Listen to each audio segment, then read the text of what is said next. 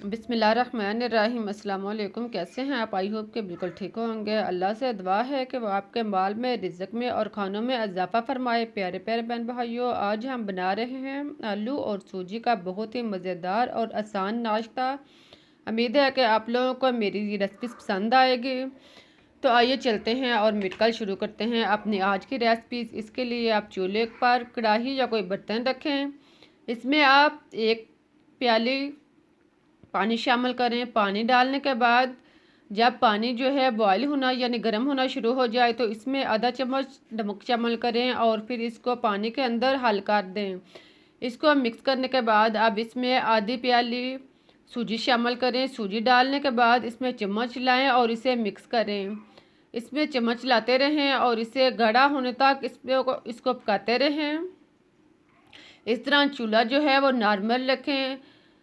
जब सूजी का पानी खुश्क हो जाए और ये आटे की तरह बने तो आप इसको चम्मच के साथ खूब अच्छी तरह मैश करें। देखें अब पानी जो है वो खुश्क हो चुका है, ये आटे की तरह तैयार हो चुका है। आप इसे चम्मच के साथ खूब अच्छी तरह मैश करें, गूंदें और फिर आप चूल्हा बंद कर दें।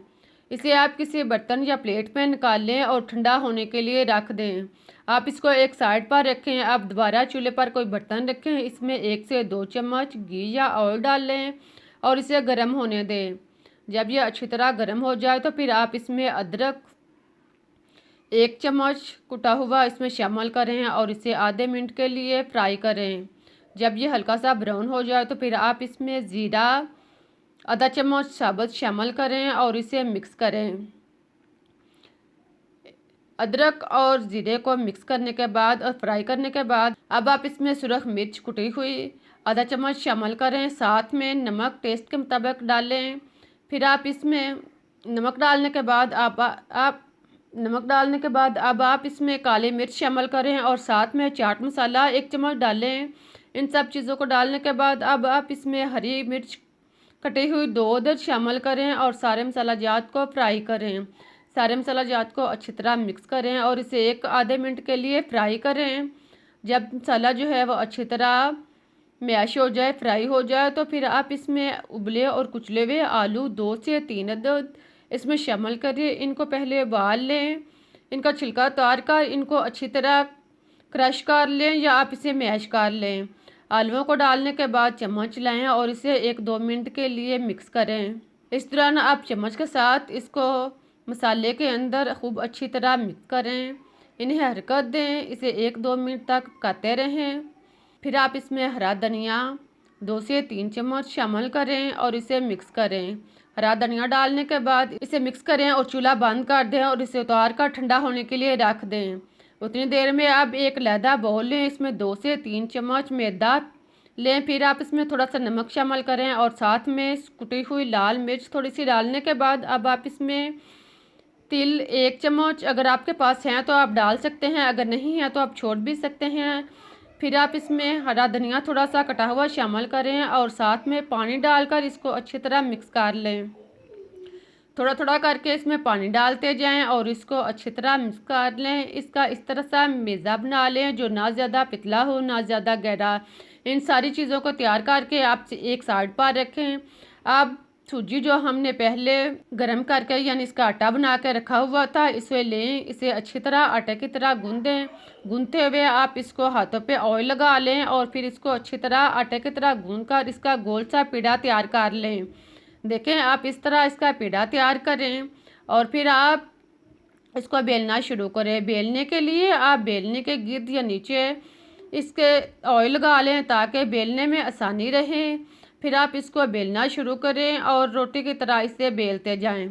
अच्छी तरह इसको बेलें और इसे हमवार एक जैसी सारी रोटी जो है वो होनी चाहिए। इसको बेलने के बाद अब आप इस साइज़ का कोई भी ढक्कन, डिब्बे का ढक्कन ले सकते हैं या सांचा ले सकते हैं। कोई भी चीज़ जो आसानी से आपके पास हो वो आप लें और इसे ऊपर रख कर आप इसे घुमाएं और इस तरह की गोल सी चपाटियाँ जो हैं वो तैयार कर लें।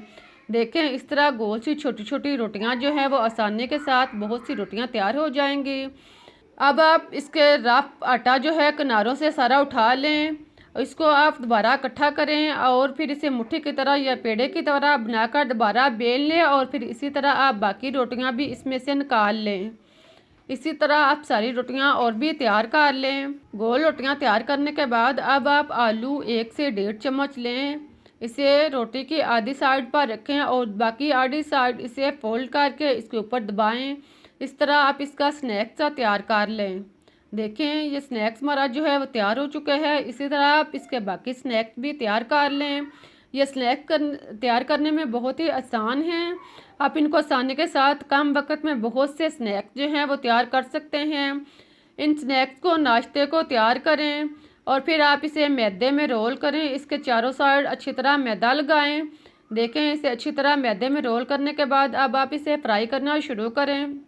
फ्राई करने के लिए आप ऑयल को अच्छी तरह गर्म करें और फिर आप एक एक करके इसमें स्नैक्स डालते जाएं। बर्तन के रिक्वायर के मुताबिक आप इसमें स्नैक्स डालें और इसे फ्राई करते जाएं। प्यारे प्यारे बहन भाइयों, मेरी रेसिपीज़ के बारे में अपने राय का इजहार कमेंट्स में दें। अगर आपको मेरी रेसिपीज़ अच्छी लग रही है तो इसको लाइक करें। मेरे हौसला और तसल्ली के लिए इसको लाइक करें, चैनल को सब्सक्राइब करें ताकि मैं आपके लिए इससे बेहतर और अच्छी से अच्छी रेसिपीज़ ला सकूं। आप इसको स्नैक्स को साथ साथ हरकत देते जाएं और फिर आप इसके ऊपर चम्मच के साथ इसके ऊपर ऑयल डालते जाएं।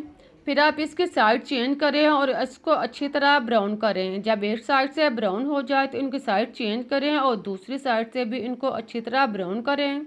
2-3 मिनट तक आप दोनों साइडों से इसको अच्छी तरह ब्राउन करें। इस दौरान चूल्हा जो है वो धीमा नहीं यानी मीडियम होना चाहिए।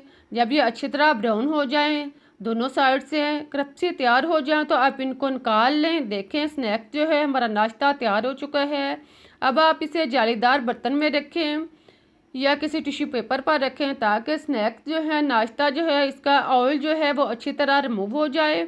बहुत ही मज़े और टेस्टी नाश्ता तैयार हो चुका है। देखने में ही कितना अच्छा लग रहा है, खाने में इससे भी कहीं ज़्यादा टेस्टी है। आपको तोड़कर दिखाती हूँ कि नाश्ता जो है वह कितना अच्छा और टेस्टी तैयार हुआ है। आप इसको केचप के साथ, चटनी के साथ, मज़े के साथ आप इसे नोश फरमाएं। मुझे इजाज़त दें, फिर मिलते हैं एक नई रेसिपीज़ के साथ। तब तक के लिए अल्लाह हाफिज़।